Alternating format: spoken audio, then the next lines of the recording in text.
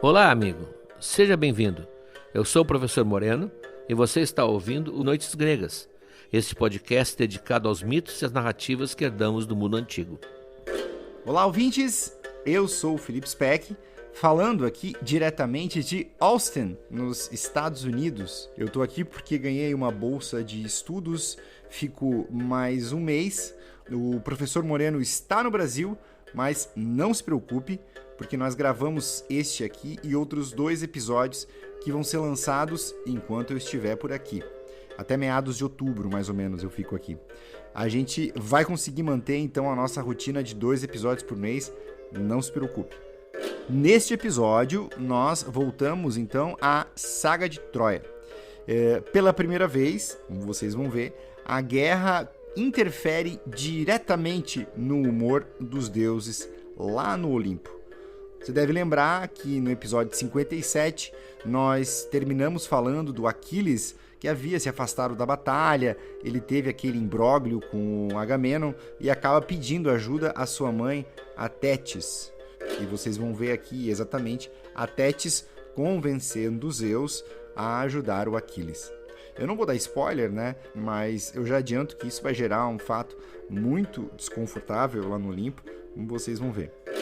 Esse episódio, ele tem bastante diálogo entre os deuses, mas, obviamente, nós não vamos ler, o Moreno não vai ler a Ilíada Ipsis Literis, né? O professor, digamos assim, adaptou um pouco a linguagem para os dias de hoje e deixou até um pouco descolado, assim, tanto que eu tive, inclusive, que botar um sinal de censura lá no meio, quem prestar atenção vai perceber. Tá bem, pessoal? Um bom episódio para todos nós!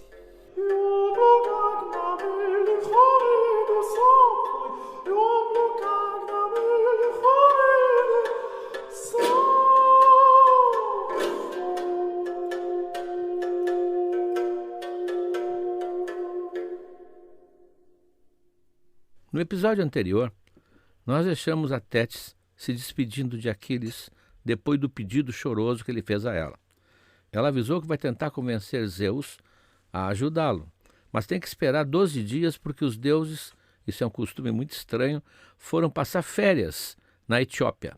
A Etiópia, no tempo de Homero, significa a África, e os gregos admiravam extremamente os povos da África por sua beleza, por sua alegria e pela forma de viver na natureza. Então, quando voltarem, disse ela, eu vou falar com ele.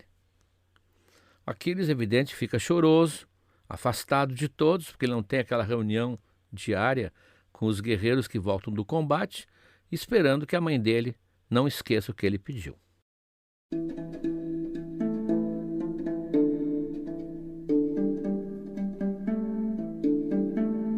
Enquanto isso, Agamenon se prepara para atender à exigência do sacerdote Crises, o sacrifício de 100 bois e a devolução da sua filha Criseida. Ele encarrega Ulisses de comandar a expedição que vai até lá. Ulisses prepara tudo, eles zarpam, não é muito longe, talvez um dia de viagem, e quando chegam lá, já estão sendo esperados pelo sacerdote ansioso por reencontrar sua filha. Os remadores empurram o navio para o seco, como sempre os gregos faziam, aqueles navios que eu já comentei que não tem quilha, que se assemelhariam a gigantescos jet skis, empurram para a areia e a primeira a descer é a Criseida, que corre para o abraço paterno. Ulisses, então, pede a ele, já que as exigências estão sendo cumpridas, que ele interceda junto ao Apolo para que cesse aquela peste que está matando tanta gente.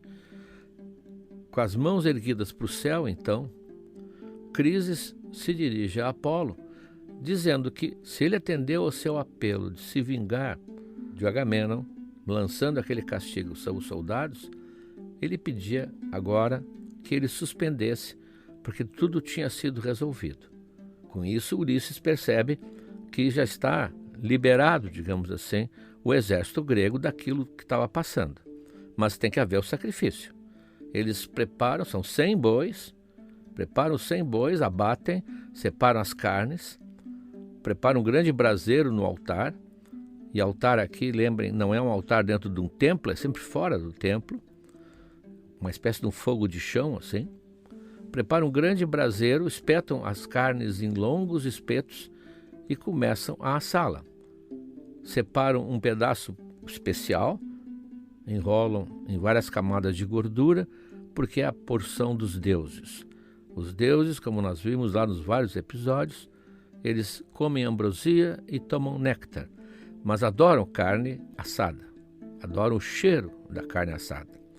Então essa espécie de pacote de carne enrolada em gordura é jogada na brasa e começa então a despender aquela fumaça e aquele cheiro que vai até o Olimpo para satisfazer o Apolo.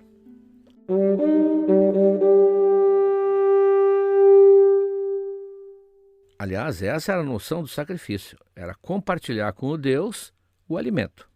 Claro que se cria uma festança ali, eles vão comer carne o dia inteiro, bebendo, comendo, dançando músicas dedicadas a Apolo, homenageando, portanto, o Deus que tinha sido ofendido. Quando chega a noite, os enviados gregos voltam para a praia.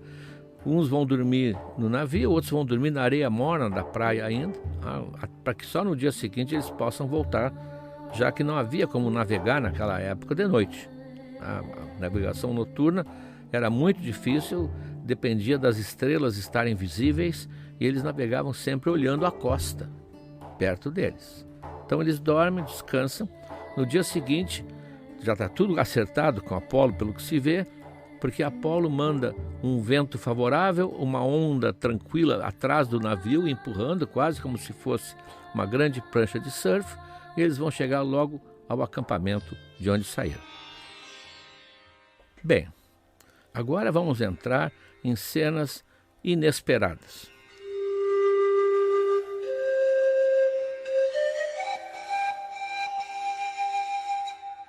Não vão chocar vocês, é claro, mas chocavam muitos homens antigos, porque é a vida íntima dos deuses. É curioso, mas Homero, na Ilíada, a Odisseia é outra coisa, mas Homero na Ilíada, ele mostra as cenas domésticas, as relações do casal, só dos deuses. Dos humanos praticamente não, são muito burocráticas, embora haja o amor de Heitor e Andrômaca.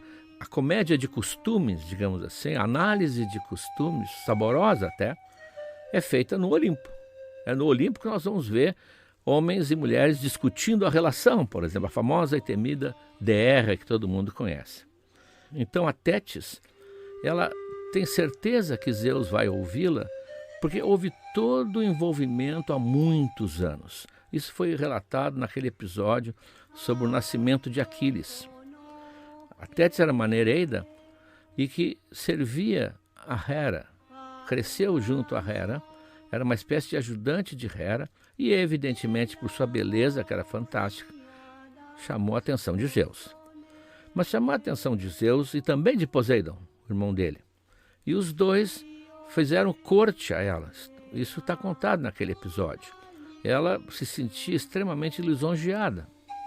Era uma moça, dois deuses importantíssimos, meio que disputando a simpatia dela e fazendo gentilezas e tentando convencê-la, tentando conquistá-la, e ela, evidentemente, se mantinha afastada dos dois, principalmente de Zeus, porque ela era fiel a Hera.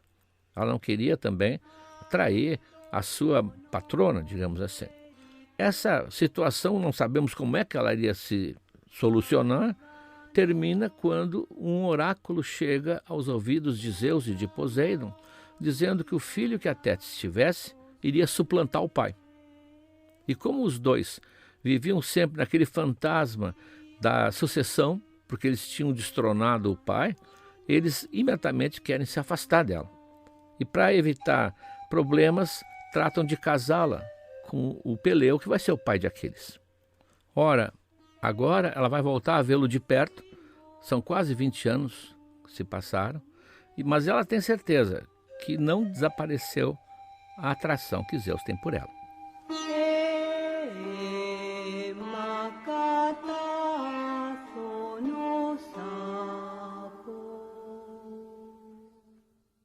É claro que ela não esqueceu o pedido de Aquiles. Muitas vezes os filhos pensam que as mães esqueceram o que eles pediram. Elas não esquecem nunca. Ela só estava esperando que cumprissem aqueles 12 dias de férias, que os deuses voltassem ao Olimpo. E eles voltam. Voltam em grupo, com Zeus à frente. E ela então sai das ondas do mar, onde ela mora, como Nereida, e voa até o pico mais alto, onde está Zeus sozinho, imerso em seus pensamentos.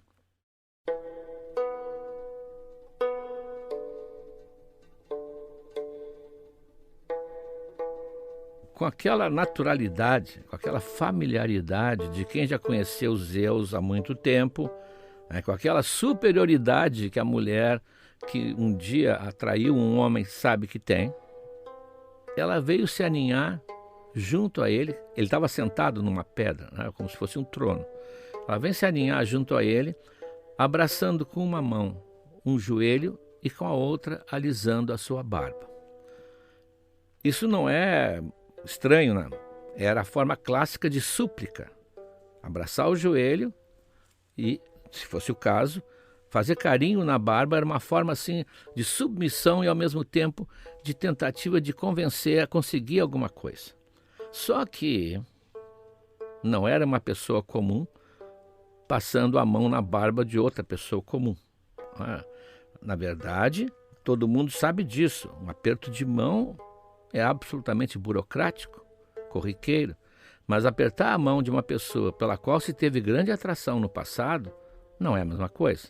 Geralmente é uma descarga de sentimentos, tudo aquilo que não foi dito, que poderia ter sido dito, é um encontro quase eletrizante.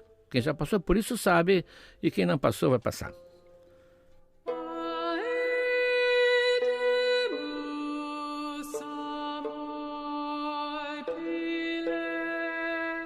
Então, não era uma mulher suplicando a um homem. Era a cobiçada Tétis. Não era um barbeiro que estava passando a mão no rosto de Zeus, o barbeiro do Olimpo. Era a Tétis, a belíssima Tétis, que tanto ele tentara cortejar.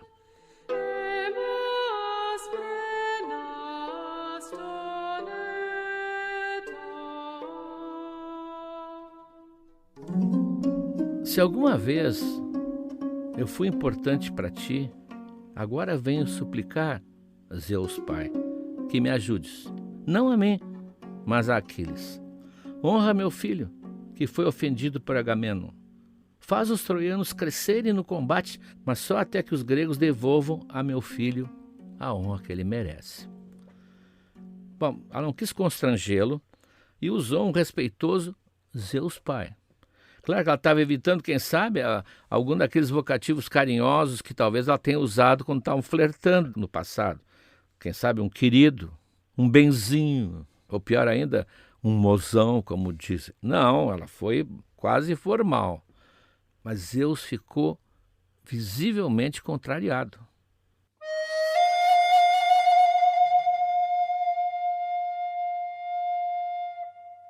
Ele não olhou para ela, ficou olhando para frente, com o rosto fechado, em silêncio, sombrio, e quase que dava para ver assim as nuvens se formando em torno da testa dele.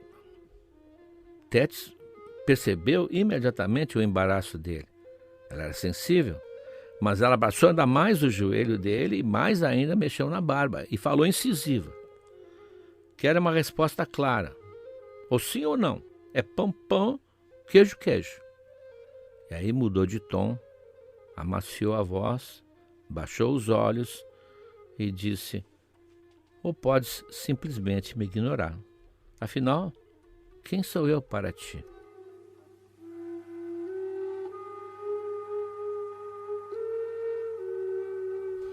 Bom, isso aumentou ainda mais o mau humor de Zeus. Mas que... Aqui por bip você sabe que eu posso estar usando que palavras, né? Mas que inferno! Vais fazer Hera brigar comigo? Parece que já estou vendo ela me xingando, ela que vive censurando tudo que faço. Bom, Zeus chia, mas não pode resistir. Talvez até para tirar a Tétis de uma vez dali, né? Tá bem, eu vou dizer que sim, mas só vou balançar a cabeça. Tu sabes que um aceno meu vale mais do que palavras. É um sim definitivo que eu vou te dar. E sacudiu a cabeça, fazendo seus abundantes cabelos caírem sobre os ombros, diz Homero, revelando que ele usa cabelos longos, como aparece muitas vezes nas esculturas. Era só isso que a Tétis queria. A conversa para ela terminava ali. Lá de cima, lançou-se nas ondas do mar, enquanto Zeus se dirigiu para o salão onde estavam os outros, que se levantaram respeitosamente quando ele entrou. Aí entra Hera, exatamente o que ele temia. Ela tinha acompanhado de longe a conversa, mas não precisava saber leitura labial. Ela entendeu exatamente que alguma coisa tinha acontecido e já veio armada. Mas quem era aquela com que tu estava de cochicho? Sempre te pego tramando alguma coisa pelas costas, né? Tu não conta nada para mim. Não quer contar ou não tem coragem de contar. Claro que a Hera sabia quem era a Tétis. E por isso mesmo que ela estava furiosa. Ela sabia que o Zeus tinha arrastado a asa pela Tétis. Ela até respeitava a Tétis por ter recusado. Mas agora estava vendo ela de novo ali, conversando bem pertinho do Zeus. É uma briga de casal. Comum na nossa vida, mas não se esperaria isso do Olimpo cheio de deuses luminosos. Ele reage naturalmente com uma irritação total e vai perdendo pouco a pouco a calma.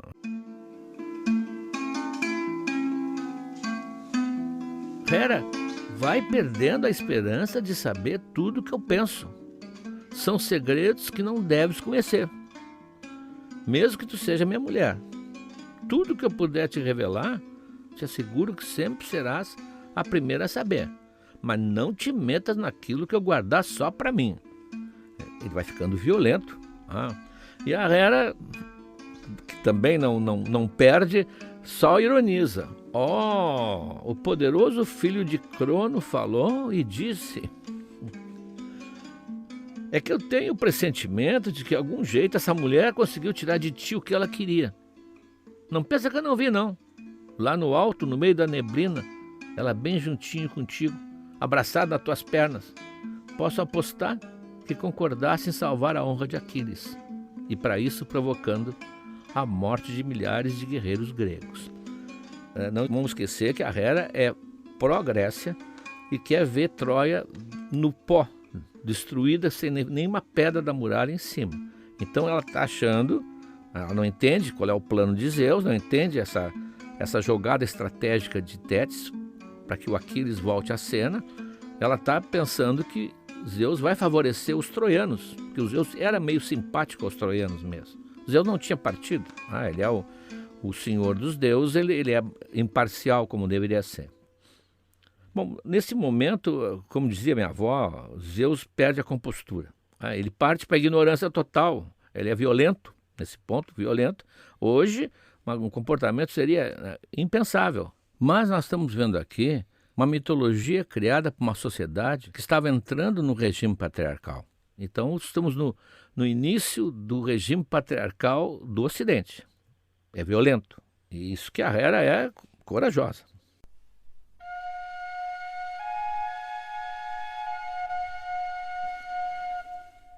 Maldita, diz ele, tuas intuições são sempre certeiras. Ela acertou cheio, né?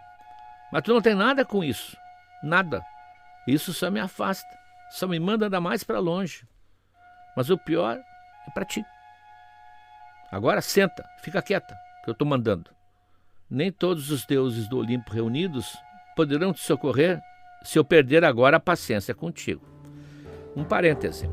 Quem ouviu os episódios dedicados a Hera e a Zeus sabem que eles vão se divorciar. Há um divórcio no Olimpo. E que Zeus vai ficar muito desenchavido, vai ficar muito perdido sem a relação dele com a Hera e vai consultar o homem mais sábio do mundo. O homem mais sábio do mundo, não sei quem é um velho ancião que percebe que Zeus gosta da Hera e que essa relação deles foi fundada dessa forma. Está estabelecida dessa maneira. Então ele dá um conselho para Zeus e Zeus segue à risca. ele anuncia para todo mundo que vai casar de novo. Com uma mulher mais jovem, é claro, diz ele. E Hera está na casa da madrinha, do padrinho, nada mais moderno. Saiu de casa e foi morar, por enquanto, com a madrinha lá na ilha Eubéia, lá de onde, aliás, os exércitos partiram. Então Zeus faz um simulacro de mulher, faz uma boneca grande, coberta com as roupas nupciais e com guirlanda na cabeça de flores, um véu tapando exatamente o rosto, coloca do lado numa carreta nupcial toda enfeitada e começa a andar pela ilha, para cima e para baixo. Uma isca, evidente uma isca. Quando a Hera vê, ela entra em ação, pula em cima da carruagem chuta a boneca, bofeteia pensando que é uma mulher, quando se dá conta que é um boneco. Quando se dá conta que é um boneco, ela para, eu já narrei isso no episódio da Hera, ela para, sorri, porque ela entende que é todo um jogo amoroso ali dos Zeus, se volta para ele rindo e os dois se reconciliam. Nós estamos vendo aqui na Ilíada um momento de crise, realmente crise, quase chegando à agressão física. E não tinha naquele tempo delegacia da mulher.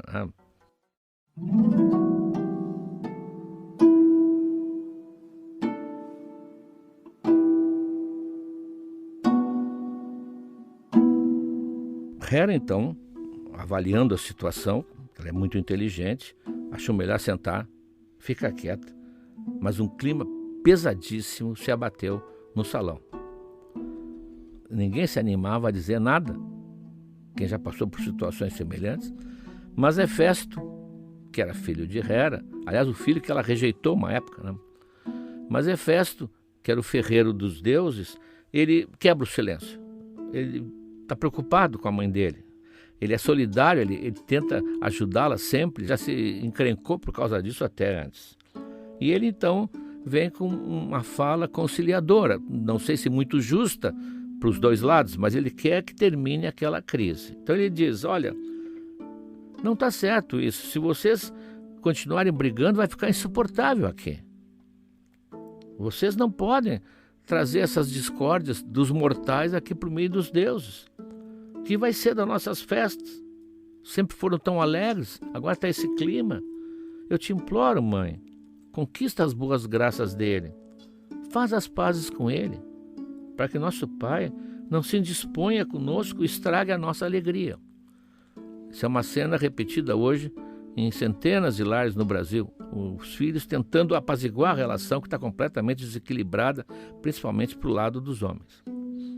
Se ele quiser expulsar a gente daqui, diz o Hefesto, ele pode, tu sabes. Ele é o senhor dos raios e dos trovões. Amansa ele, mãezinha, do jeito que bem sabes fazer, e todo o Olimpo vai te agradecer. E tomando o lugar do escansão, o escansão seria num bar hoje o garçom. O Olimpo tinha quem servia o néctar, o escansão. Então, tomando o lugar do escansão, que não era o cargo dele, porque ele era um deus, ele mesmo enche de néctar a taça de Hera e vai levar até a frente da mãe. Paciência, mãe. Eu sei que é dureza, mas não liga para tudo isso. Eu não quero que ele fique violento contigo, porque eu não poderia te socorrer. Zeus, às vezes, é muito bruto. Eu sei muito bem, porque aquela vez em que eu tentei te defender, ele me pegou, me atirou para longe e eu fui cair lá embaixo na terra. Me estatelei lá. Foi o que me deixou assim, manco para sempre. E se não fosse a Tétis e as linfas da ilha de Lemnos que cuidaram de mim, eu não sei o que teria sido.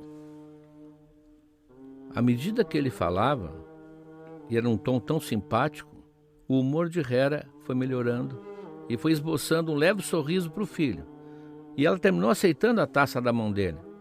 E ele, muito inquieto, seguiu servindo um a um, mas sempre sem saber como é que a situação ia prosseguir, porque Zeus não dizia nada.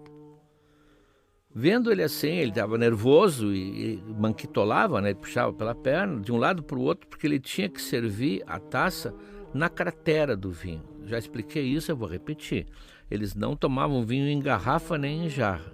Era uma grande terrina, como aquelas de antigos casamentos, o famoso bowle que se tomava, Era uma grande terrina, cabia 5, 6, 10 litros de vinho, misturado um pouco com água, e a pessoa ia lá e enchia a sua própria taça nessa grande terrina, ou o escansão fazia isso. Então ele tinha que ir de um lado para o outro, de um lado um zigue-zague, para poder servir todos os convidados, todos os convivas, todos os deuses que estavam ali. Então, com esse movimento de zigue-zague, e ainda com a dificuldade que ele tinha, um bom humor foi voltando aos convivas. O néctar, embora não seja vinho exatamente, tem funções exatamente iguais. O néctar mancha a roupa, já expliquei isso num episódio sobre o néctar e a ambrosia, mancha a roupa, embriaga, só não é vinho. Então o bom humor foi voltando, o mal-estar foi se dissipando, o rosto de Hera se desanuviou, ela ficou já mais tranquila, e aquilo foi se comunicando uns aos outros. Aí começou aquele riso eterno, que era a característica dos deuses, o grande riso do Olimpo, ecoou majestoso, que foi se derramando pelos corredores, por todas as dependências lá do palácio.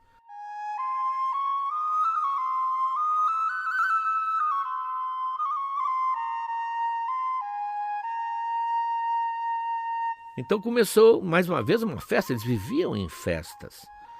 Por isso que a ideia sempre do Olimpo era um local total, uma festa eterna. Começou a rolar uma festa, pegada mesmo, Apolo tocando a lira, secundado, acompanhado pelas suas musas, ele era o senhor das musas, as 9 musas no back vocal. Então eles dançando e cantando enquanto bebiam e comiam, até que o último clarão do dia se extinguiu no horizonte. Ou seja, eles dormiam cedo. A noite está chegando, então eles vão saindo e vão para suas residências, porque o Olimpo, também tem um episódio que explica isso, é uma espécie de grande condomínio. Cada um tem sua casa. Eles não vivem no mesmo palácio. Todas construídas pelo Hefesto. O Hefesto, além de ser ferreiro dos deuses, era também um artesão e um arquiteto deles. Então ele tinha construído para cada um a sua residência, e todos eles se retiram para o descanso da noite. E Zeus também. Zeus, então, vai para o leito e dorme essa noite de novo, ao lado da sua esposa Hera.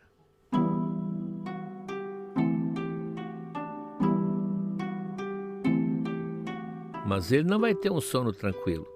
Ele fica muito tempo acordado, pensando como é que ele vai fazer aquilo que ele prometeu a Tétis.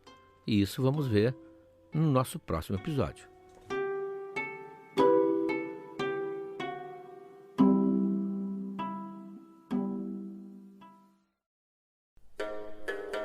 O material exclusivo, que já está lá no nosso site, noitesgregas.com.br, na área dos apoiadores, ele traz um texto do professor Moreno que ele produziu exclusivamente para este episódio. Ele descreve uma obra do pintor francês, o Jean-Auguste Dominique Ingres, só que usando um procedimento retórico que é chamado de écfrase, que não é exatamente uma descrição simples, ela é feita na forma adjetiva, com uma interpretação pessoal do professor. É basicamente a forma como ele vê esse famoso quadro do Ingres. Para quem gosta de arte, é um excelente exercício analítico, ainda mais quando a pessoa que faz a écfrase conhece bem mitologia. O texto vai acompanhado do quadro, é óbvio, com todos os seus detalhes. Tem também mais um capítulo do livro Troia, do professor Moreno, falando da reação da Hera e da ira de Zeus, essa cena lamentável que você ouviu. No próximo episódio, 59, nós vamos ver então o que Zeus fez para cumprir a sua promessa para Tétis. Tá bem? Eu quero aproveitar aqui e mais uma vez convidar você que nos ouve a apoiar o nosso podcast lá em noitesgregas.com.br. Como você sabe, o apoio é o que faz com que a gente consiga manter esse podcast no ar. A gente já está na batalha aqui há quase 4 anos e, enfim, só conseguiu seguir adiante por conta das pessoas que nos apoiam. Quem nos apoia, você sabe, tem acesso a conteúdo exclusivo que a gente produz, conteúdos que são excelentes para quem quer se aprofundar ainda mais em mitologia grega. Tá bem? Um grande abraço e a gente volta então no próximo episódio e vamos ver o que Zeus fez então para cumprir a sua promessa para Tétis.